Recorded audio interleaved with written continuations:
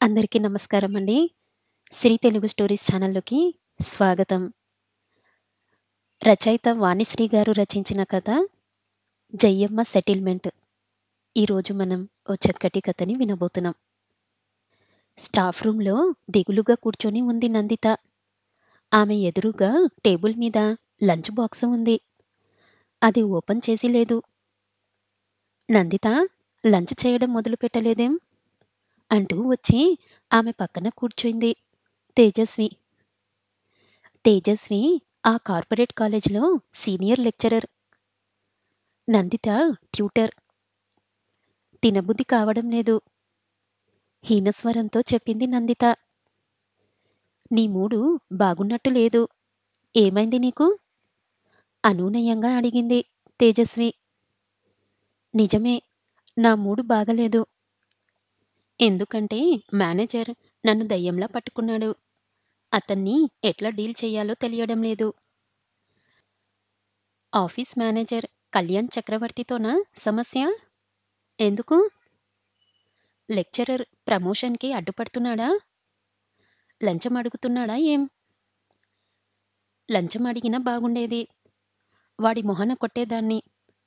నా మీద కన్నే యేశాడు. అసభ్యంగా మాట్లాడుతున్నాడు. అతను చెప్పే మాటలు వింటుంటే కంపరంగా ఉంది. నీకు 28 ఏండ్లు. ముదిరిపోతున్నావు. ఇంకేం పెళ్ళవుతుంది? నాతో సెటిల్ అయిపో. ప్రమోషన్ మీద ప్రమోషన్ ఇప్పిస్తాను. ఫ్యూచర్‌లో నువ్వే ఈ కాలేజ్ ప్రిన్సిపల్. ఇక నువ్వు సిటీ బస్‌లో తిరిగే పని లేదు. కార్ అరేంజ్ చేస్తాను అంటున్నాడు. పగలంతా పిల్లలతో వాగి వాగి అలసిపోతుంటే వీడి వేధింపులొకటి. చస్తున్నాను.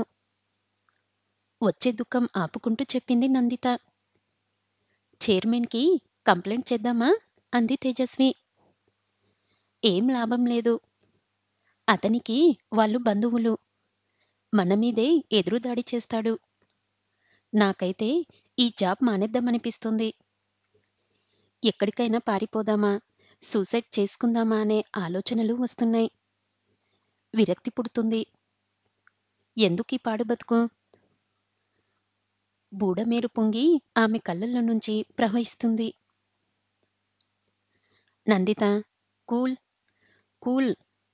నువ్వు ఎక్కడ చేరినా ఇటువంటి వేధింపులు తప్పవు. ఇక్కడ మంచి ప్యాకేజీ, ప్రమోషన్స్ వస్తే శాలరీ పెరుగుతుంది. రిజైన్ చేద్దాం, సూసైడ్ చేసుకుందామని ఆలోచించడం పిరికితనం అంటూ తేజస్వి ఆమె చేతిని తన చేతిలోకి తీసుకుంది. తేజస్వి సీనియర్. తన స్వేచ్ఛను, ఆత్మగౌరవాన్ని కాలరాయబోయిన వాళ్ళెందరినో చూసి రాటుతేలింది. కాని నందిత అలా కాదు. నాకు 28 కాకపోతే 38. వాడికెందుకు నా పెళ్లి సంగతి? పెళ్లి కాకపోతే వీడికి కీప్‌గా పడి ఉండాలా? నందిత కన్నీళ్లు తేజస్వి చేతి మీద రాలిపడ్డాయి. ఆమెను చూస్తుంటే డిప్రెషన్‌లోకి జారిపోతుందేమో అని భయం వేసింది తేజస్వికి. నందిత, అసలు ఒకటి చెప్పు. నువ్వు చక్కగా ఉంటావు. చదువుకున్నావు. జాబుంది. మరి పెళ్ళెందుకు లేట్ చేస్తున్నావు? సరైన సంబంధాలు రావడం లేదా? అడిగింది తేజస్వి. పెళ్లి ఖర్చులు ప్రాబ్లం. ఎంత జాబ్ చేస్తున్నా కట్నాలివ్వాలి. గ్రాండ్‌గా పెళ్లి చెయ్యాలి. నాకు ఫాదర్ లేరు.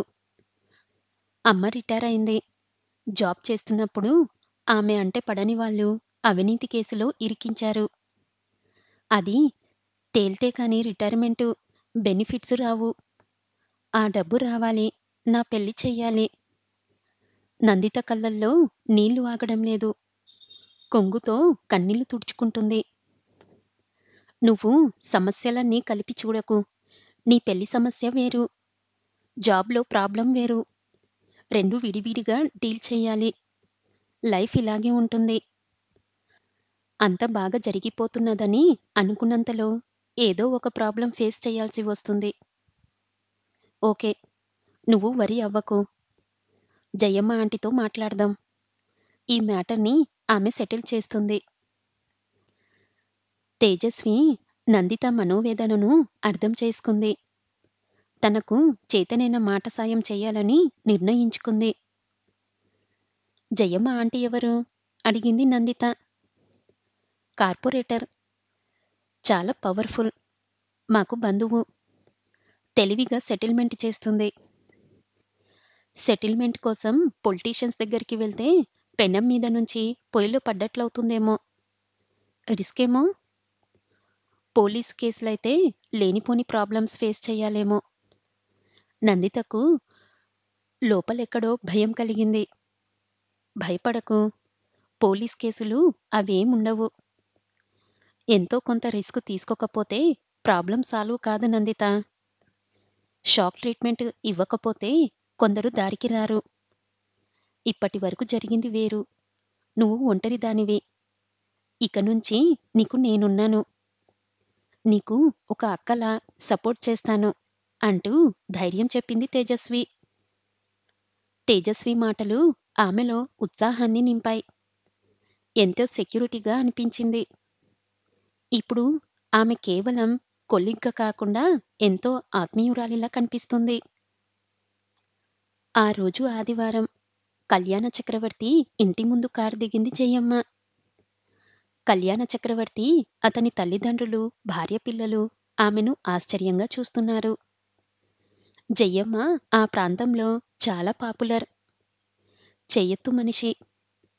ఎత్తుకు తగిన లావుతో పట్టుచీర కట్టుకొని సాక్షాత్తు గుళ్ళో నుంచి నడిచొచ్చిన అమ్మోరులా ఉంది. ఒంటినిండా నగలు. నెత్తిమీద కిరీటం ఒక్కటే తక్కువ. కళ్యాణ చక్రవర్తి తండ్రి నాగవర్ధనరావుతో నేరుగా విషయంలోకి దిగింది.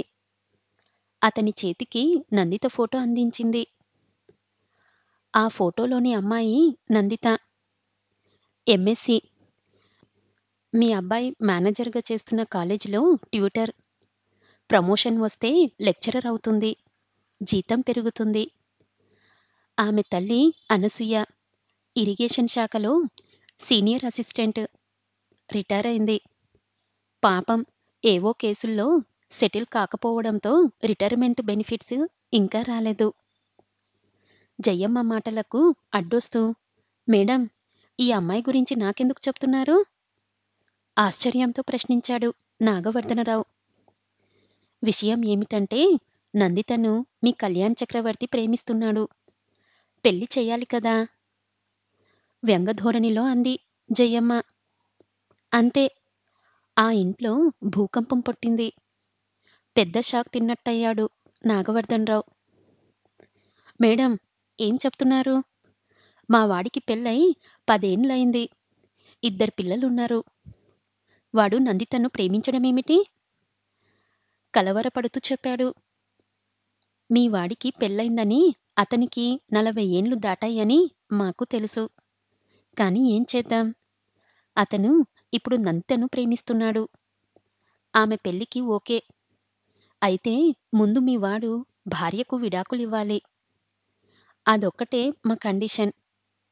ఎందుకంటే భార్య బతికి ఉండగా డైవర్స్ ఇవ్వకుండా పెళ్లి చేసుకోవడం నేరం కదా. నాగవర్ధనరావు కొడుకు వైపు అయోమయంగా చూస్తున్నాడు. కళ్యాణ చక్రవర్తి భార్య కావేరికి ఏకకాలంలో కోపం, దుఃఖం కలిగాయి. విసురుగా బెడ్రూంలోకి వెళ్ళి దడలున తలుపులు వేసుకుంది. ఏమిటి మేడం, మీరు చెప్తున్నది? వీడు నందితను ప్రేమించడమేమిటి? ఏం పోయే కాలం వచ్చింది? లక్షణంగా ఇంట్లో భార్య ఉంది. 2 పిల్లలు పుట్టాక ఈ పెడబుద్ధులేంటి? అంది కళ్యాణ్ చక్రవర్తి తల్లి పద్మావతి. ఏరా, మేడం చెప్తుందంతా నిజమేనా? ఈ వయసులో నీకు ప్రేమలేమిట్రా? కాలేజీ చైర్మన్ నరసింహారావు మన బంధువు. బాధ్యతగా ఉంటావని నిన్ను మేనేజర్ని చేస్తే ఆడపిల్లల్ని వేధిస్తావు. ఇదంతా ఆయనకు తెలిస్తే ఏమైనా ఉందా? పరువు గంగల్లో కలుస్తుంది. ఆక్రోశించాడు నాగవర్ధనరావు. కళ్యాణ చక్రవర్తి ముఖం కత్తివేటుకి నెత్తురు చుక్కలేనట్లు తెల్లగా పాలిపోయింది. ముఖానికి పట్టిన చెమటలు తుడుచుకుంటున్నాడు. సార్, కోప్పడకండి.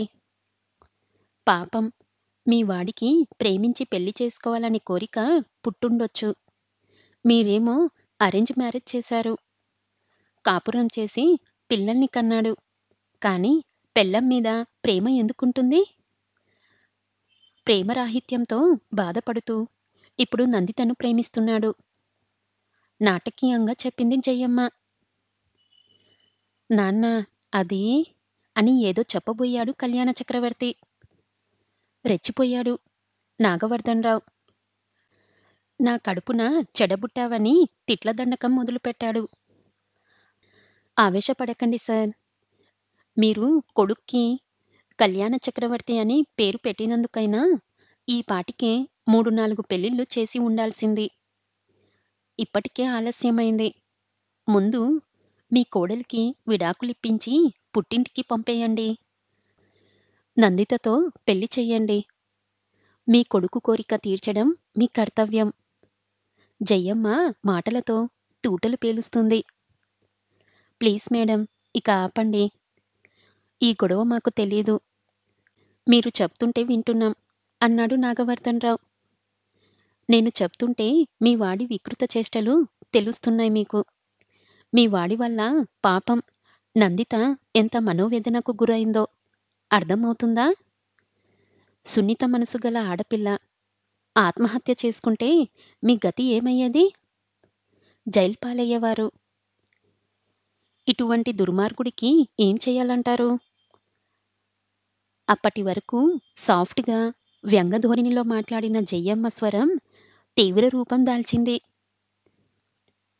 సారీ మేడం, మా వాడు బుద్ధి తక్కువై ఆమెను వేధించాడు. అందుకు నేను క్షమాపణలు వేడుకుంటున్నాను అన్నాడు నాగవర్ధనరావు. చెంప మీద కొట్టి సారీ అంటే సరిపోతుందా అండి? మేడం, మా వాడిది తప్పే. ఇప్పుడు మమ్మల్ని ఏం చెయ్యమంటారు?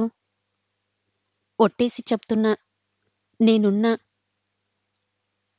నందితను వేధించినందుకు క్షమాపణలు చెప్తున్నానని, ఇక ముందు ఆమె జోలికి రానని, ఆమె ప్రమోషన్‌కి అడ్డుపడనని స్టాంపు పేపర్ మీద రాసి సంతకం పెట్టమనండి.